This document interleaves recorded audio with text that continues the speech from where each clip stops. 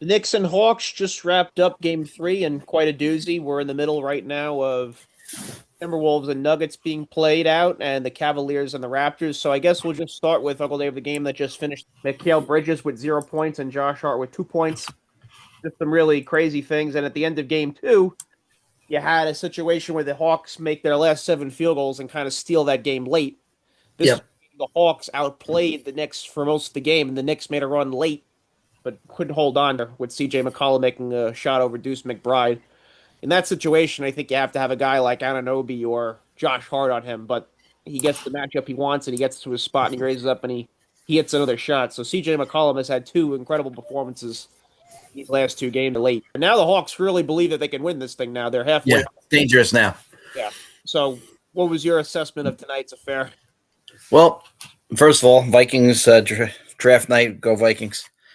But the funny thing is we talked after game one. Will you have the courage to take Brunson and Towns off the floor? They did it, but they leave guy who's smaller than Brunson on the floor, and he winds up covering McCollum. And there was no switch. So he comes off a rub screen to get open and goes over the top, and you leave McCollum with another 2 or 3 inch advantage height on a guy. He's been pulling up, hitting the Paul Pierce elbow shot for the whole freaking 2 days, 2 games. And we talked about this before the series, which, by the way, we're predicting crap in this damn program constantly. It's ridiculous. These other shows just suck because I listen to a bunch Well, of we them. talked about it too, Uncle Dave. That you can't assess game one and just totally say that Nope. that's how the series is going to go. You saw Nope. with the 76ers and the Celtics, Yep. game two went totally different, and you saw Yep. with the Pistons and the Magic and came back Yep. up. And so, we talked about have to have the courage to get those guys off the floor, and he did it. So I give him credit. But then you wind up getting no chew on him. It's like he's even smaller than Brunson. So, I mean, if you're going to switch out, then you got to make sure that you know where that ball's going.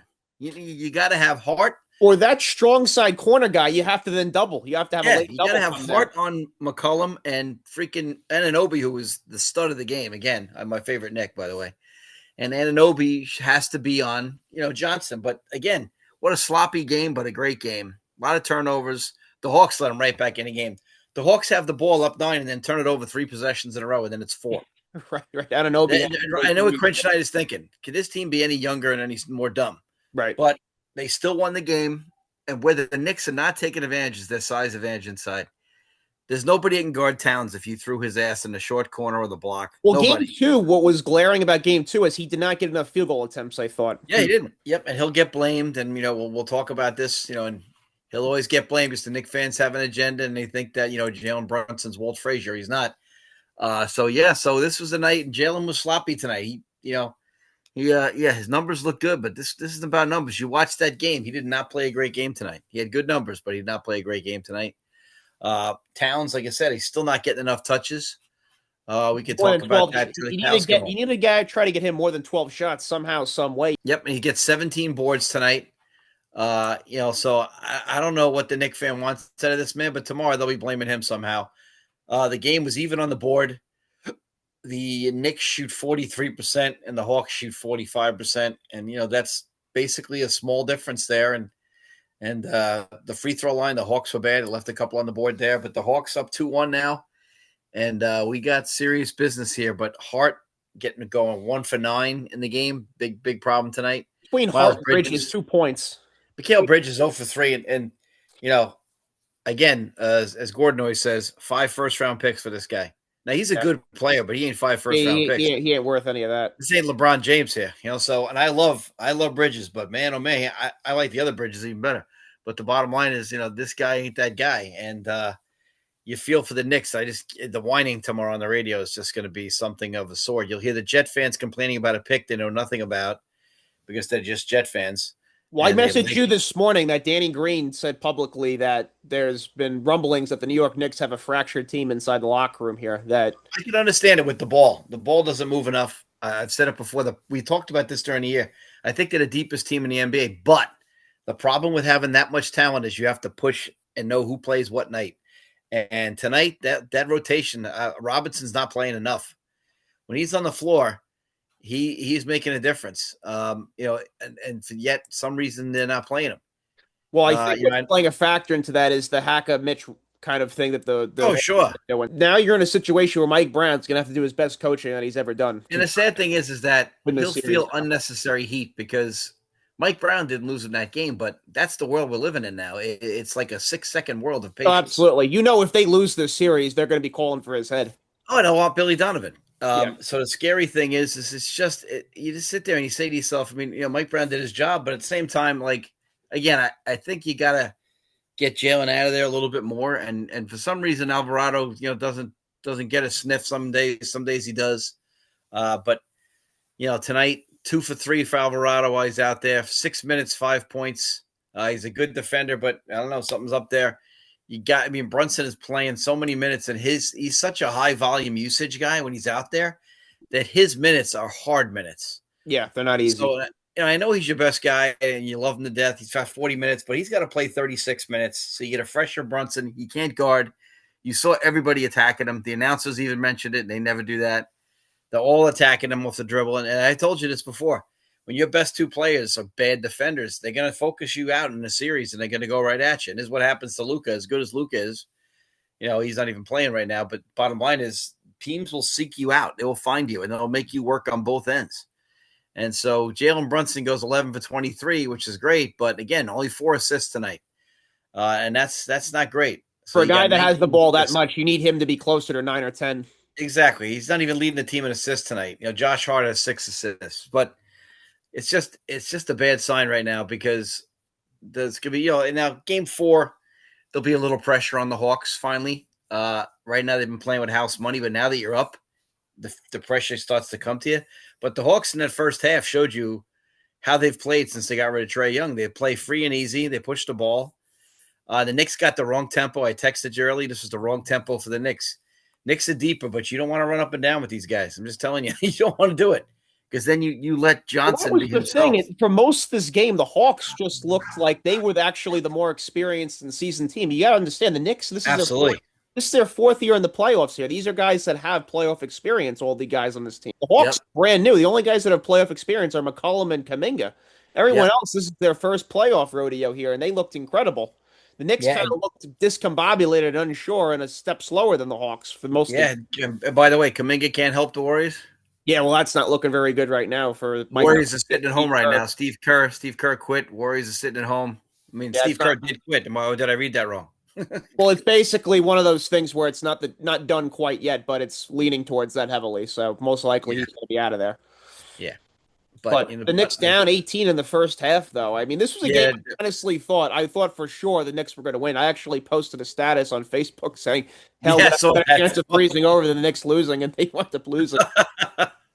Yeah, you're going to catch some grief for that one. But yeah, in my defense, I didn't see it's okay. I didn't see Hart and Bridges going for a combined 2 points. Yeah, but what's funny, though? Bridges takes 3 shots. Hart takes 9. He's got to make a couple, but Bridges only plays 21 minutes. Hart plays 40. The concerning thing is, though, these guys have played together long enough now where you have to figure it out because you know that between Towns, Brunson, and Anunoby, you're going to get somewhere in between 60, 80 points right there. The other guys have to round the rest of it out, and that's the thing I think they're having a hard time with right now. Yeah, I mean, the thing that I don't understand is it feels like the longer they play together, the more Jalen has the ball. Right.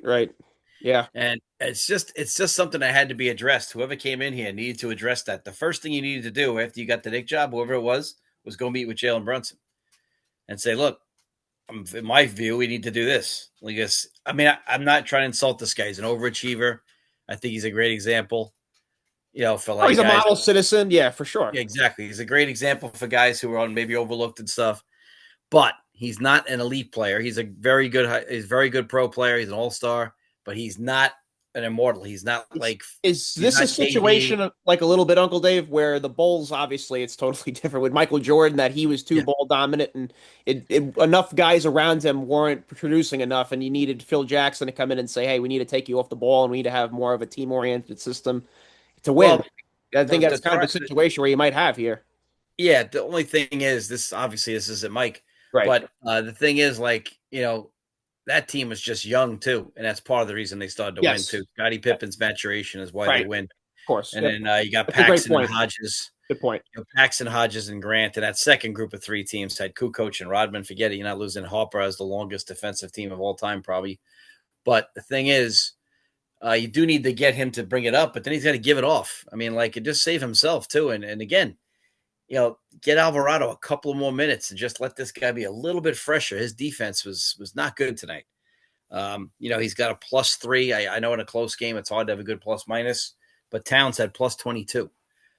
Plus minus does matter.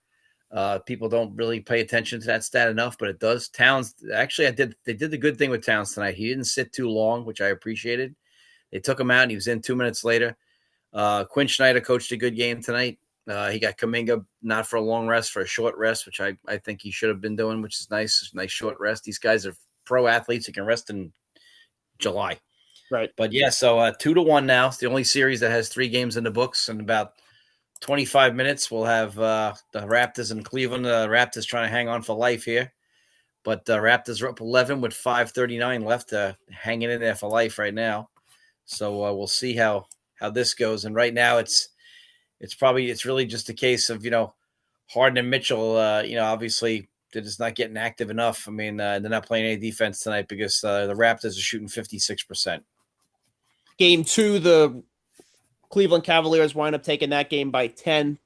Yeah. It's a situation, I think, where the Cavs are you're slowly just going to pull away here. If they win this, obviously, tonight, then this series is a wrap. Yeah, they look like they're going to lose tonight. It'll be that game where you're supposed to get in a win in 4, maybe, or actually win in 5. Usually that's how this one goes. But at the same time, they're not playing any defense tonight, and that comes along with James Harden. So that's going to be a problem for them. But, they're just not defending tonight, and the team shooting 56%. And the funny thing is Ingram's not even the guy killing them tonight, who they don't have a matchup for. He struggled. He struggled game 2, Brandon Ingram shooting the ball. Scotty Barnes is 11 for 17 right now. Scotty going off, and nice to see, because I love Scotty. RJ Barrett 8 for 15. I'm happy for him. Scotty Barnes was 11 of 19 in game 2. He had 26 points. Yep. So he had a and nice tonight, game. Colin Murray Boyles is 11 for 15. And RJ Barrett in game 2 was 10 of 13. So the Raptors have something here. Plus, you have to understand, Uncle Dave, no Emmanuel Quickly, too. So if you have him, can you imagine? You might actually have a real series. They're a team that, if they can keep it together and not be impatient in the world we're living in, they could do some things next year. I mean, not as excited to watch them as I am the Blazers. I'm hoping the Blazers keep that thing together and add Dame. But that'll be fun to watch. Some teams I'm already got my eye on for next year. Looking forward to it. We'll talk about, Uncle Dave, the 76ers and the Celtics. 76ers coming away with a win in the Garden. They get Maxey. They get blitzed pretty good in game 1 and get ran off the floor a bit. And then game 2, a totally different story. Tyrese, the best point guard in the NBA. I don't care what anybody says. I don't know if you had John Morant or any other bullshit. Tyrese Maxey's the best point guard in the NBA. There are a lot of good point guards now. We've talked about that. It's not a lot of them, but he is a beast. I mean, he didn't even play well. He's 11 for 28 for him, which is not good. 9 assists, 4 rebounds, but you cannot keep him in front of you. He is Kevin Johnson quickness. We talked about this. But Oubre, 5 for 10. Paul George did what he needed, 7 for 13. Well, that's the thing. The others came along for the ride, really contributed well. Yep, and they did a great job. And Kyle Lowry's there, but Kyle Lowry could make money for someone else playing a little point. Jesus Christ almighty. The Celtics, again, there's nights when they're not going to shoot that 3 well, 13 for 50. And that's really the reason you lose that game. I mean, you shoot 13 for 50, and that's your game right there. You shot 26%. Baker misleague, yep. And they Joe Mazzulla believes in that, so I don't totally agree with it, but Joe does, and so it's his team. So obviously, you're happy for his success this year. But again, Edgecombe is a freaking beast. This team really has a great, important offseason here. You got to get away from Paul George and big old, the big old stud there. But the bottom line is you got to do something to get rid of him. I know he's making too much money, but until you get rid of him, you will not be able to move forward. You'll not become a second-round team with this team. Maybe once you'll get in there, because they just need a couple of other pieces. It's got to unhick themselves from these big contracts, because you got Edge and freaking Maxey are young, man. You got to get something around them like now. What do you do with the whole Joel Embiid type of situation? That's what I'm saying. You got to get away from it. I don't know what his salary is. I'm sure it's large, but you're saying you would just rather them just cut bait altogether and just say, well, if you cut him, you still got to pay the salary. That's the problem. You got to keep him around then at least. You got to see no if you can. No one's going to take him in a trade at all. You got to see maybe if you could pay half and somebody else pay half. At least then you get out from half. I mean, you might have to give a little and not get enough back just so you can get out from some of that money because this backcourt right here, It's special, yeah. this is the future of the NBA. This backcourt right here, and if you don't do something right now, you're gonna get stuck. And I told you, we talked about this. This is some of the worst GM I've ever seen in my life is taking place right now. Again, the Houston Rockets got Tyus Jones on the bench, who's led the NBA in assist to turnover ratio 3 or 4 times already in his life, just sitting there with no point guard. And you just, Kevin Durant getting doubled at midcourt. So there's a lot of bad GM in the Sixers GM situation. I thought they gave it a chance this year, which I don't mind. I didn't like giving up McCain that quick. Obviously, something's up there. But the thing is, they got to do something with this situation. I mean, this might very well, Uncle Dave, right now already be the best backcourt in the NBA. Sure. That's what I'm saying. I love these guys. Edgecombe is so athletic, and so is Maxey. And this is where the older teams just they're fooling themselves. Listen, I've been watching this forever. Once you get old, it's very apparent. So you're Byron Scott and Magic got old quick too. The bottom line is these two guys are so quick. They're going to have about a 5-year window here. You got to get enough around them. Better make the most of it. Yep. And you got to find that unhappy star somewhere. You got to go out and get this freaking Giannis or somebody. There's an NBA title on there in Philly somewhere. This backcourt is special. I mean, you because the Pacers are going to be back. They're going to do a great job. They're going to get a great pick. It's that front line that they have to address. That's what they got. And Rick Carlisle. I mean, I like Oubre. You hold on to that. But the thing is, you're going to need something. You got to get a shot blocker somewhere, rim runner, shot blocker, and then you got to figure it out. Because if you don't, you're going to waste this great backcourt. This is a great backcourt. Yeah, if you're a 76ers fan, you're definitely excited about the future. If you can just, like you said, get it right on the front line. Obviously, a guy like Drummond as a rotational player and Justin Edwards, you're fine there. You just need to find, like you said, a really good 4th or 5 man because you can't rely on Joel Embiid. There's no way you can. No, the bottom line is they're plus 18 in the 3-point range in that game. They score 18 more points from the 3 than the Celtics, which is unheard of. Right. The thing is, like that backcourt, I think it's the best backcourt in the league right now.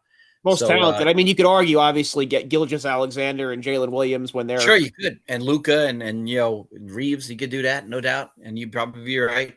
But this is an old school backcourt. It's 2 athletic guys who get downhill and they come in and get you, and they both kind of can play point for you too. Yep, and they can both guard a little bit. That's why I was surprised they gave up McCain because he could just flat out stick it. There really must have been something going on there.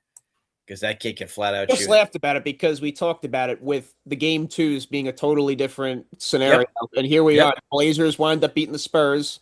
Yep. 76ers wound up beating the Celtics. So how funny was that? Yep. Yeah. Well, you can see it coming. And the T-Wolves are about to go up 2-1 here. And as we've talked about, it's 17 points. It's early, but still, we've talked about this. The NBA has more injuries than anybody. So we get Wemby. And if Aaron Gordon doesn't play healthy for the Nuggets, we talked about this on this show. Yeah. If he's healthy, they can win an NBA championship. Without him, they will not. Right. They will come up short. But the thing is, like the injuries, again, every year we say the same thing. It rears its ugly head more than this sport at playoff time than anybody else. We already lost Wemby. Like I said, KD, Luka and Reeves, at least we didn't start the series with them. KD was, just getting doubled the other night. But it's unfortunate. The series just really depended on these injuries. So it's unfortunate. Yep, it absolutely is. We'll transition, Uncle Dave, to the Lakers and the Rockets game 2. Oh, man.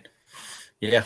And what a doozy this was. And you know what? You talked about it just before, that the double teaming on Kevin Durant, Lakers were able to. At midcourt. Yep, at midcourt they were doing that. And they were able to incorporate that really well. And defensively, the Lakers played a really good game. And they can't move usually. And Jabari Smith can't shoot. He still can't shoot. Right. And then you have also a situation on a fast break. Reed Shepherd pulls up for 3, and Kevin Durant's screaming on him on the way down the court that he was open on the wing. So, yeah, it was. Things for the Rockets not exactly going great right now. Now we have a must-win situation for Game 3. But KD 7 for 12, 9 turnovers, 12 shots for Kevin Durant. But that's a game plan. Şengün 9 for 20. Şengün's got to be more involved. If they're going to double KD, he's got to flash to the high post area, catch, and make them pay. And he didn't do that. He went 9 for 20. And again, we talk about this. There's no league where you can make better numbers mean shit than the NBA. So, Şengün 9 for 20, but what'd you do in the game? You had 11 boards, but you didn't do crap. You didn't impact the damn game. You just put up numbers. You got to flash there and make them pay for that early double. But you don't have anybody to initiate. Jabari Smith can't catch the ball at the high post, take one dribble, and make a decision. Yeah. But you could see the Lakers were just daring these guys to shoot. it's incredible. Like They how had bad Fred this Van Vliet is. healthy. This could be a totally different series. Yeah, but even him, he's not a great guard. Like, how do you let this happen to your team? You knew Yeah. this When you have Kevin Durant on the team, right? you knew this in September, and this is a team where I hate to say it, if you get a good guard or two there, they could make a run and get to the finals and win. Absolutely, yeah. Like, I mean, OKC is better, but Jesus, you got like, do these GMs not understand like time and score in their world? Like, you have Kevin Durant, he's got like another year or two at this level. You got to go for it now. Yeah. It's like the Nuggets. I give them credit. They went out and said, "All right, we got Joker. We got to go," and they tried their best. But like, you got to go, and that's now the 6 or 7 5-year window, and who knows when Maxey's contract's up. The clock ticks, and you got to make it happen because they're going to be old in 5 years. So like, it'll be some new guy dunking on their head. You got to like make a move. This is a game where even at his age, Russell Westbrook, if he's in this game, they just would find a way to win this game. Yeah, because You Russell can't Westbrook double could him. flash to the high post and Right, initiate. exactly, yeah.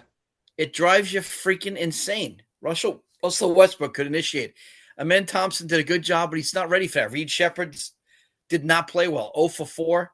Not getting it done. He's just not ready yet. They did the right thing. They make Kevin Durant a passer. That's what they did.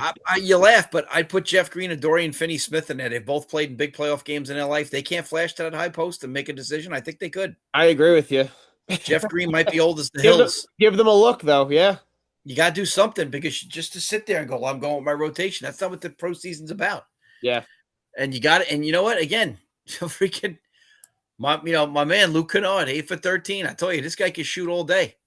6 rebounds, 2 assists. He can pass. I mean, this guy is he's one of the smartest players in the league. Always has been.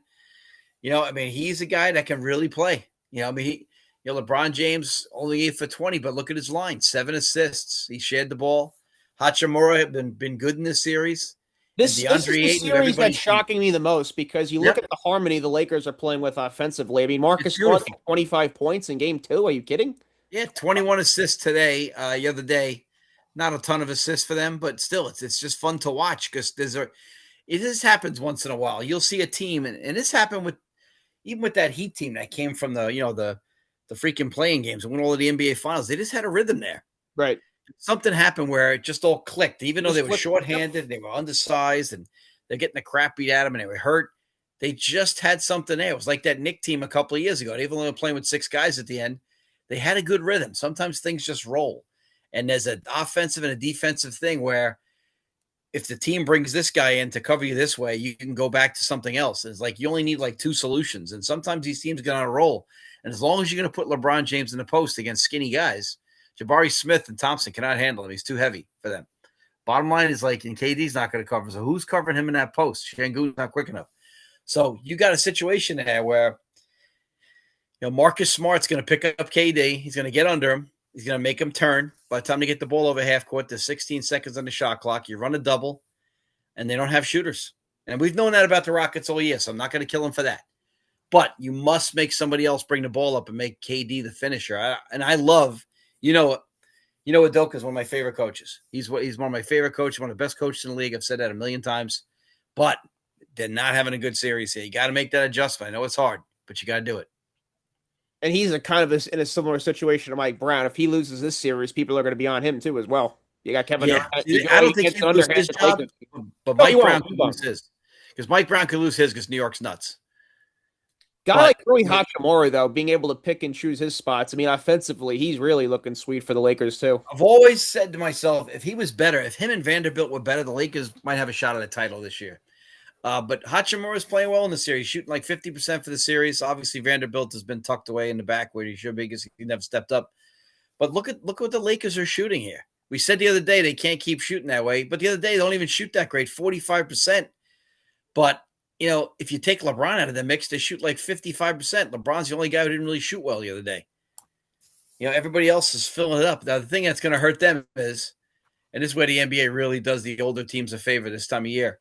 If you look at the points off their bench, they only get 6 points off their bench. Jackson Hayes was the only one that scored for them. That's amazing. But if you're going to spread out the games like this, doesn't matter then. You can do it. Yeah, right. And that's why it has to be a rule for everybody. Every 2 days, you have to make it a rule, or else you're going to favor the older team. And I know they want LeBron on TV. I get it. I'm not stupid. But at the same time, is that the right way to do this? So it's the Nuggets are down 14 here. Jamal Murray shooting fadeaways. Not going to work. Wow. Crazy. Let's see who's winning that Cav game here. So, yeah, the Raptors are going to win. Minute 24. That game's over. All right, so we have a series now with the Cavaliers and the Yep. Raptors here. Yep. That's not Game going to be 4. Know it all. the Cavaliers will have to do a gentleman's sweep in 5 if they if they win out the remainder of these games. But yeah, the Lakers and the Rockets, though, is just fascinating. Now you have a situation where the Lakers, if they win this series, maybe you get Doncic or Reeves back, and you add that to the momentum that you've already built up. Yeah, you got to play OKC. It sounds like they don't want Luka to try to come back, though, because it's a hammy, right? Yes. Yeah, the hamstring never goes away your whole career, so they don't want him to come back. I don't know what Reeves' injury is, so we got to be aware of that, I guess. But at the same time, I guess we got to pay attention to that. But yeah, the Lakers are having fun. They're averaging 104, and the Lakers, who are not a good defensive team, are just relying on the old thing where this guy can't shoot, I'm going to let him shoot. And the freaking Rockets are averaging 96 points a game. So it's really funny to watch because you got one of the best scorers, 5 best scorers of all time on your team. But I got to give Reddick credit. It's the worst series I've ever seen in my life last year. They're getting the ball out of his hands. And I hate to say it, it's an easy game plan if you're playing the Rockets. I hate to say that, but it is. Some teams you just look at and there's so many things you could do to them. I mean, game 3, they're just going to run more of the same at you again. Absolutely. Unless you're one of these guys like Billy Bean was for the A's, where you have to prove you're the smartest guy in the room, like Popovich taking Duncan out, in freaking 2013. But that's a story for another day. But bottom line is like there's no way you need to take until they show you they're going to make a shot. There's no reason to do it. Absolutely. Let's talk about now the Blazers and the Spurs game, Uncle Dave. This is unbelievable, man. This series is unbelievable. They might want to hurry up and get in there. That's what I'm saying. He might want to suit up real soon here because Scoot Henderson, who was in the G League last year, because they didn't think he was ready. In this game, he goes for 31, 5-9 for 3. And the funny thing on that is he was a guy who was labeled that he couldn't have a jump shot at all. So there he is in a playoff game now, a year later, hitting 5-9 from the 3-point line, getting 30. You know what? That just goes to show you, we've talked about a lot of times. If you have some patience. Yeah, don't give up on a guy that soon. You have a little patience with some of these guys, and you got to commit to like a Scoot in his first couple of years and say, unless he's not working hard, then fuck him. Because you look at his body, too. He's a freak athletically. Right, but if he's not working hard, fuck him. But he's a guy that every night you got to commit 10 to 15 to him. 10 to 15 minutes when he's a rookie. And you got to say, listen, kid, this is what we need from you. It's going to be a struggle for you, but we're going to let you go through it. That's the only way to get better. And he's talented enough to do this. This isn't a guy who's this is a guy who's not some slow kid who's an overachiever that maybe he'll develop to be a great player. This kid's an obvious specimen. Let him play 10 to 15 minutes. And this is what the Warriors never did. This is what the Warriors never did with their guys. Now, Moody had an unfortunate injury, but they never did it with the big kid from Memphis. They never did it with, Kuminga, obviously. I mean, these are guys like Kuminga's all over the court tonight. Wiseman, you're talking about, right? For the Warriors. Yeah, nice sweep. I mean, all right, maybe he's the nutbag, but, you got a bunch of veterans on that team. If Curry wants to be considered a leader like Jordan or freaking, somebody like that, well, Jordan had to deal with Rodman. So you figure it out. Like, it's time to, stop doing the helicopter around the court with the mouthpiece and stop being a little boy-looking guy and then maybe take some leadership and tell him, hey, listen, we don't do shit like this here. Tell Draymond to beat him up or something. Like, this is where leadership comes in. Yeah. And, you never developed a young guy, and this is why the Warriors now got old quick, in that 2024 championship. 2022 actually they won, right? Yep. So 2022 they get that last one, but then they kept going back in for the same old problems. And you should have fixed it. You could have maybe got one more run. Instead, the last 3 years they've been useless. This Blazers team, though, Uncle Dave, I'm telling you, I think Thiago Splitter might be coach of the year. Yeah, well, if him or Joe Mazzulla doesn't get it, there'll be an investigation. Yeah, I mean, unbelievable that now you have a situation with the Spurs where, I mean, they could maybe, if they win game 3 here and Wembanyama with the injury, you have a situation where the Blazers might be advancing as a 7th seed. And I hate to say it again, but my man Drew Holiday, all right, didn't shoot well. 9 assists, 5 rebounds, can guard anybody. All right, that's the thing. He's gonna assist the ball and he's gonna defend. Yep. And you're telling me if you were the Rockets, you couldn't go out and get this son of a bitch. Well, that's what I said last podcast. I said the Rockets sorely are missing a guy like him. But now Tyus Jones is on your bench. Is something against the guy who led the NBA in assist to turnover ratio? Is that a problem? I don't know. I thought that was a good thing. Go get him. Go get a guy. Put him in the game. Say to Tyus Jones, this is what I need you to do. I need you to get KD the ball. Tyus Jones is one of the smartest Duke players I've ever seen. He was the smartest Shire was. So the bottom line is run it and let him figure it out. Tyus Jones will do it for you. He's also a clutch player. Put him out there and let him figure it out. I mean, Jermani Grant goes 1 for 8 the other night, but Rob Williams 5 for 6 again. Well, that's the thing. You have guys that are all-stars in their role, and that's when you have a team that's clicking like that, then you have a real problem then on your hands when a team knows what they have to do to win, and you have a guy like Scoot Henderson now coming along and playing really well for you. 5 guys in double figures. Nice job. But the funny thing is they had 15 turnovers, so we're seeing a little more turnovers because of the defense, but look at this, Shaden Sharp, 3 for 5. Jesus Lord. Klingon doing his job, 10 boards, 2 blocks. He's going to be a hell of a player in this league. I mean, you got Henderson playing next to Holiday where you get old and young. Feibel didn't even play well. Usually he has to for him to win a game. You brought it up though last show, and it's so true. You add Damian Lillard to this team next year, you have a oh my god, because then you could have him come off the ball or Scoot Henderson, and that's going to be. Oof. Yep. Even if Damian Lillard's 70% of what he is, doesn't matter. He can shoot it from 35 feet. You could bump Kamara out of the starting lineup and put Henderson in his spot and let Damian play next to Drew. And they'll probably let Drew go. I don't know what this contract is. But this is an exciting team to watch. I mean, I will say this, though. If you're a player or two away this year and you're afraid of being stuck at like the 15th pick like the Blazers would be, you shouldn't feel bad. This is the deepest draft I've ever seen in my life as far as quality players. Now, that means quality on paper. They haven't played an NBA game yet. I get that. But a lot of being a good NBA player is the situation you're put into. I was saying to someone today at work, I could think of at least 25 good players in this draft. Now, that means you have a chance to get a guy. You got to pick the right guy. So even if the Nugs, say the Nugs wind up, say the Blazers wind up losing this series. Oh, we're not going to get a good pick. Wrong. This year you can get a good pick. So, like, if you're like them with Dame Lillard and this team here, and you're going to go get a good pick. Matter of fact, there's so much depth at all the spots in this draft, you can choose. Do I want another big? Do I want a guard? Like, this is not the old days where, like, last 10 years where you're getting 7 or 8 picks, and after that, we don't know what's going on. There's some good guys in this draft here. There's depth like crazy. Between the college pool of guys that are declaring for the draft and overseas in Europe, you got to be able to find a guy or two. With Londenborg, a kid like Londenborg from Michigan, that kid's a player. You go get him. He's 6'9", that son of a bitch.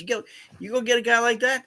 Forget it, man. There's a lot of bigs. If Mara comes out, I mean, there's good players out there. A kid like Mara is going to fall in the first round. You got to get another Avia, Uncle Dave. Get another guy like that.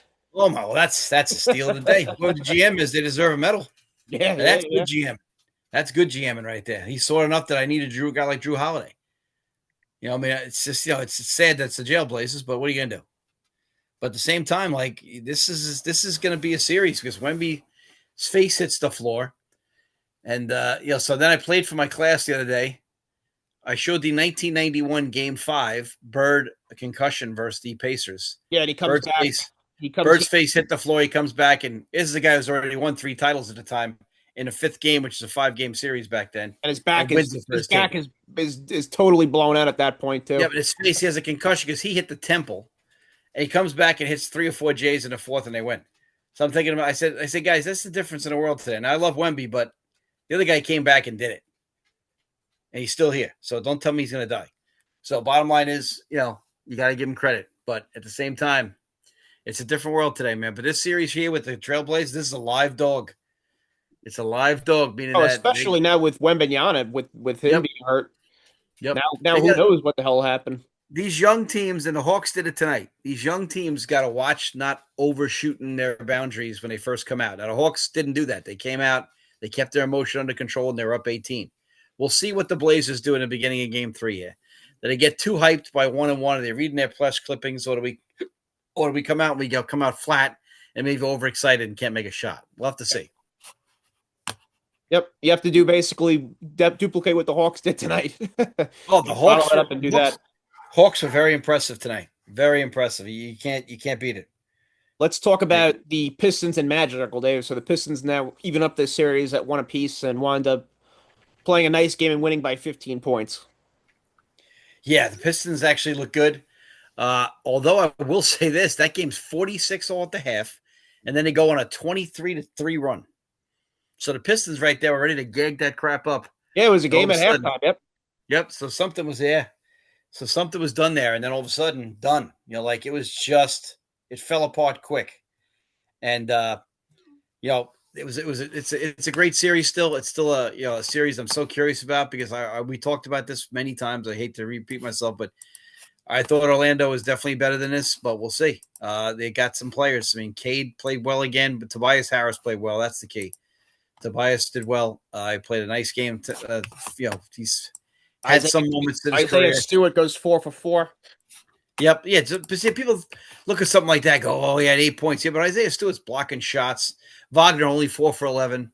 His legs aren't under him yet. He might be tired. Wendell Carter 1 for 6. Desmond Bain 2 for 11. So here we are. They shoot 32%. They had a chance to win this game at the half, which is kind of scary. Meanwhile, 45%. You're not shooting 14% higher than someone losing a game. 32%. The Pistons though, they're glad they had that third quarter because the fourth quarter they only score 14 points. So they basically put everything into that third quarter. In the fourth quarter, they were not. Pistons beat him on the board too. Duran's got to get more shots though. Duran's not getting any post touches, and it's weird because they really have an advantage in that spot down there, but they're letting Wendell Carter Jr., who cannot jump with Duran, stop him. You know what's funny? The guy we talked about the other day came in and played well. Did you see that? Karis LeVert. Yes, yeah, you talked about it. You're like, you got to use this guy. You got to find a score. Guy's an NBA scorer. I know it's only 2 for 6, but he was in there in some meaningful minutes.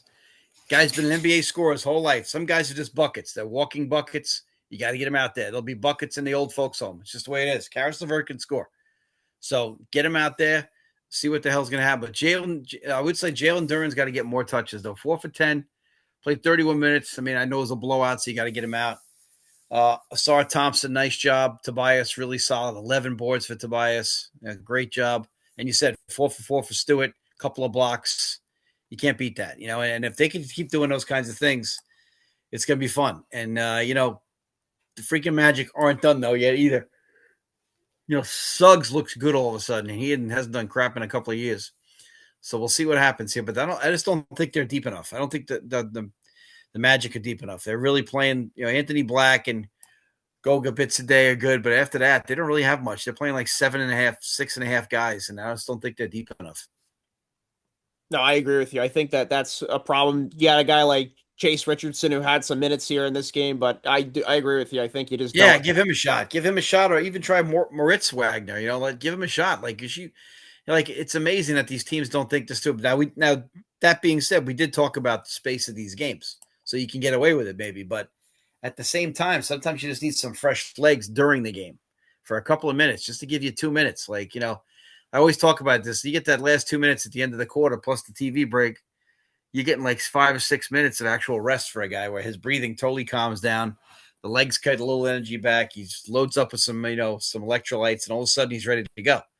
But Banchero wasn't great. He was 7 for 17, 8 assists, 6 rebounds, but he wasn't himself. The game got away from him in the third quarter. It kind of became like a shit show. Yeah, it was just a situation where they got just so outplayed in one quarter that was the rest of the game, and they kind of broke even in the fourth quarter a little bit. So they only outscored by 7, the Pistons, so they're able to hang on. Yeah.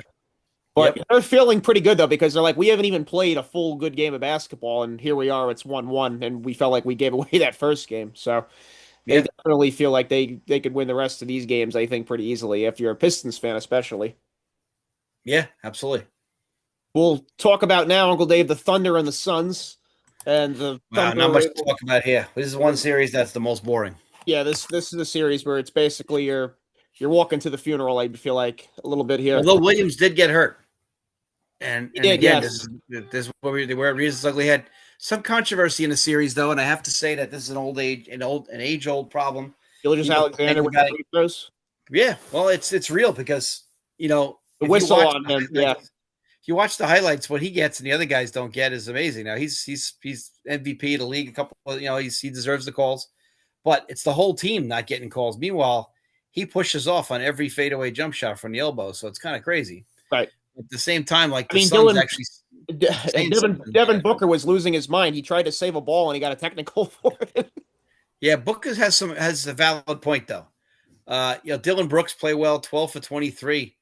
Booker played well. They The just don't one have enough play that this was team. totally insane that they got a call on. I don't know if you saw it, where Chet Holmgren he pump fakes and he jumps into a guy. He's a 7-footer jumping into a guy who's 6 inches taller, shorter than him, and he winds up getting that call. So, like you said, Right. there might be some things with the Thunder. People are talking about this online foul call situation now. Malawatch last night, 2 for 3, 2 blocks in 18 minutes. Oh, 2 turnovers, my bad.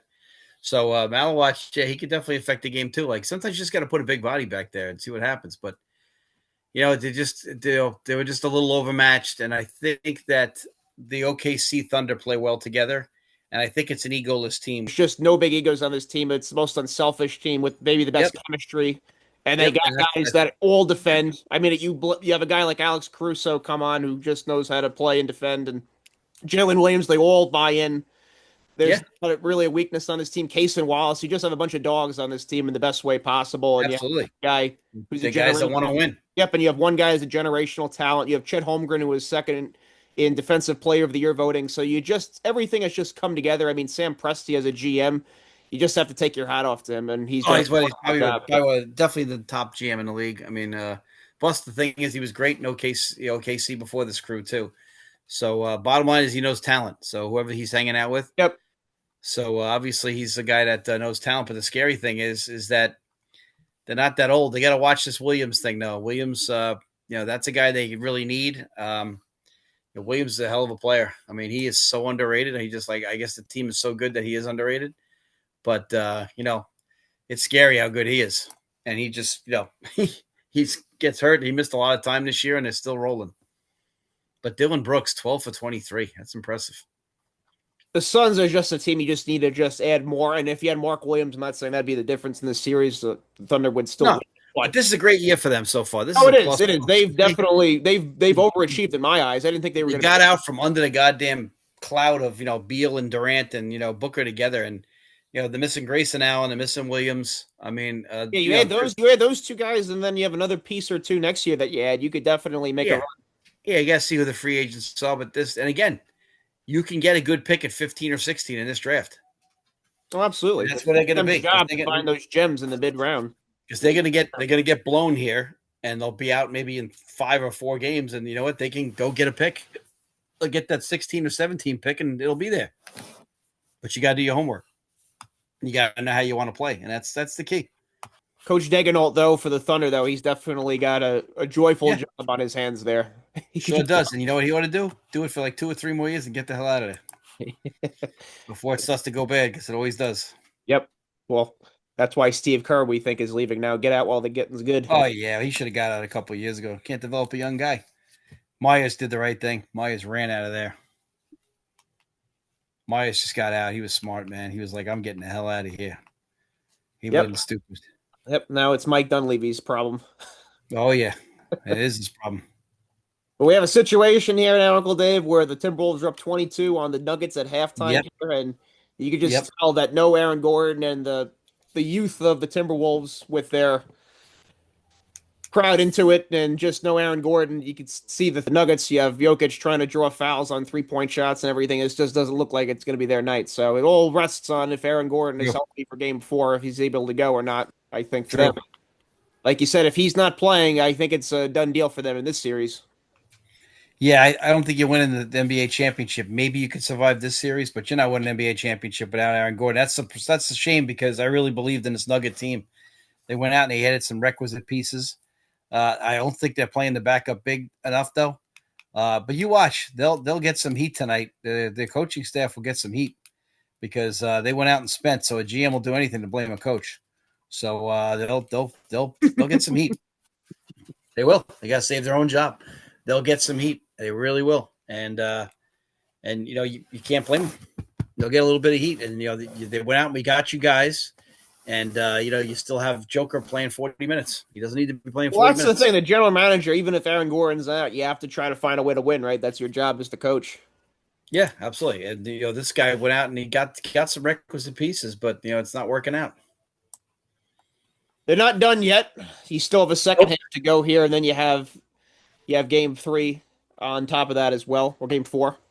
Shin 4, yep. There. But so far, it's been a fun playoff. So just not happy with the injuries starting to peak in again, as we always did. Well, that's been the ongoing theme of this show when we've talked about NBA playoffs. It's that the injuries can totally ruin a series and a playoff. It's the most common theme. It's never going away. When you're making that kind of money, you're not going to push it either. Yep, it goes all the way back to even generations ago. Like you said, when Sure. Magic gets hurt against the Oh, Pistons, yeah. it's a wrap then. Yeah. Sure. Yeah, I said before, I thought Milwaukee would have won back-to-back.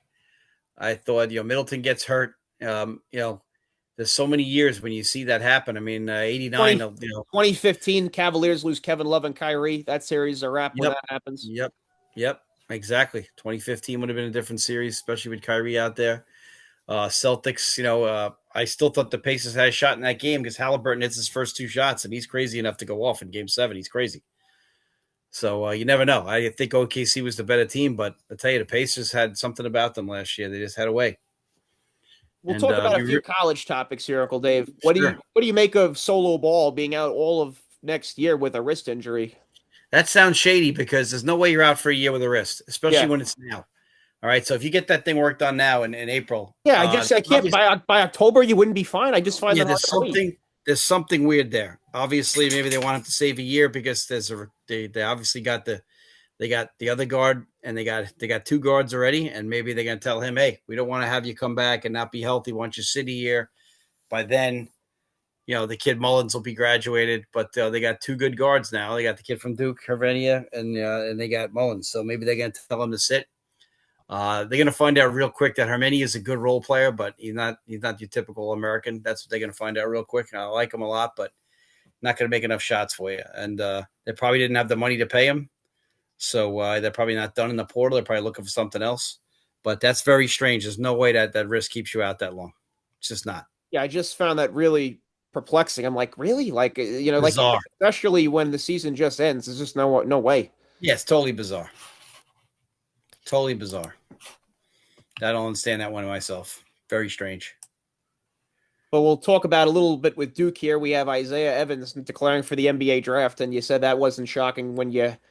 No, because he signed Blackwell. Blackwell from Wisconsin. Yep. But he could still pull himself out, but I don't think he will. I think it's a mistake on his part only because timing was bad. Next year, he'd be a top 10 pick. This year, he will not be a top 10 pick. He's very inconsistent. He did add his game getting to the basket this year, but he's very inconsistent on the handle. Even his shot making is very inconsistent with the guy in his face. However, if he goes to a team with a hell of a player, he's going to be open a lot. And I'll tell you what, he ain't going to miss those because he is long. People don't realize he's like 6'7". He ain't done yet. He's just got to put on 20, 30 pounds.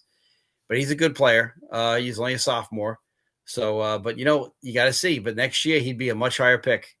This year's draft, as I said, it's nuts. I mean, there's good guys everywhere in this draft. So it's incredible, that Duke is able to get a guy like John Blackwell who averaged 19 points for Wisconsin. I mean, that's incredible pickup for them. Well, the funny thing is that it's there's so much action behind the scenes. It's just something that the NCAA really needs to watch because it's getting crazy out there. But Duke. Well, Duke. They get a little bit of they're not getting the football money. Duke is just spending basketball money. Duke is the fact that they got Gumba back and they got Forster back is really going to help. Yep, Caleb Forster coming back for his senior year. Yep, Caden Boozer's back. They're going to be so deep. I wouldn't be surprised if they're picking up full next year to try to get more usage rate for everybody, and also just trying to wreak havoc because nobody does that anymore. Very few teams pick up full anymore. You have a situation next year's Duke team could honestly be better than this. Yeah, they will be better. They won't have that finisher like they had this year. Cam Boozer was some finisher. I mean, he's a better finisher than Flagg because he could win games on a stretch, like just making buckets. Flagg, when you went to him for a key bucket, he wasn't that guy. He's more of a team guy. Although this year he's scoring 50 in the NBA a couple of times because nobody plays defense. But Cam was a better finisher. But this team will be deeper, no doubt. They're gonna have to rely on some different avenues for scoring. There's not a lot of scoring on this team. They didn't get a lot of shooting. I think you'll see a lot of zone versus this team. I don't think they're a great shooting team coming back. I'm sure Caden will work really hard at it, and he's going to be a better shooter. Forster made himself a better shooter. Blackwell will be their best shooter. The kids coming in got length and stuff, and the point guard sounds like he can shoot it. So it's going to be fun. They have 4 guards. You can really go after people with 4 guards. We'll conclude there for the night. Long and prosper. May the force be with you. Go Vikings.